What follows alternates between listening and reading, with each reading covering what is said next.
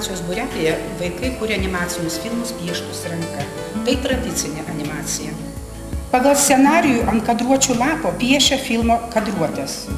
Toliau apmąsto, kaip personažas gali judėti ir atsisėdęs prie animacinio stalo prapiešia personažo judesius. Čia mokinys ir scenarijos autorius, ir dailininkas, ir aktorius. Toliau seka darbas prie kompiuterio. Naudodami kompiuterinės programas skenuoja piešinius, juos spalvina, montuoja, įgarsina.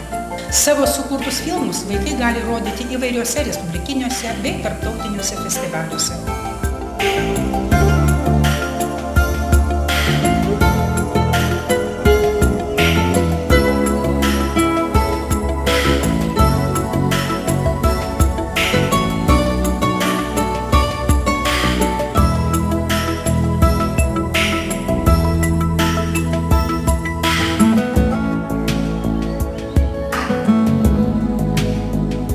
Animacijos ir dizaino pradmenų būrelio mokiniai užsiema stendiniu modeliavimu, kuria įvairias erdvinės kompozicijas iš popieriaus, taip pat mokosi grafinio maketavimo pradmenų.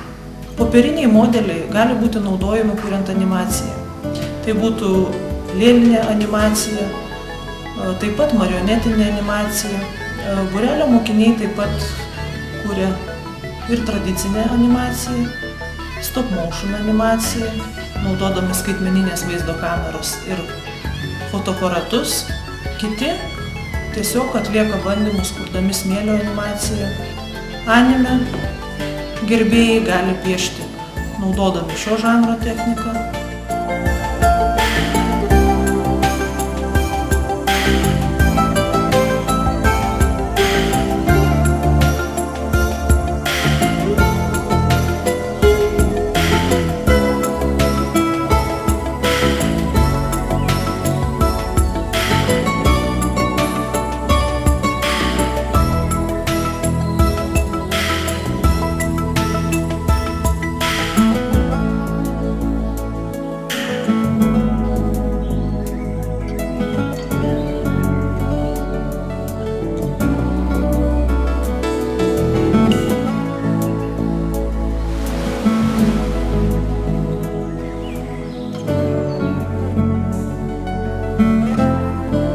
Laukiame jūsų stebuklingame popieriaus ir animacijos pasaulyje.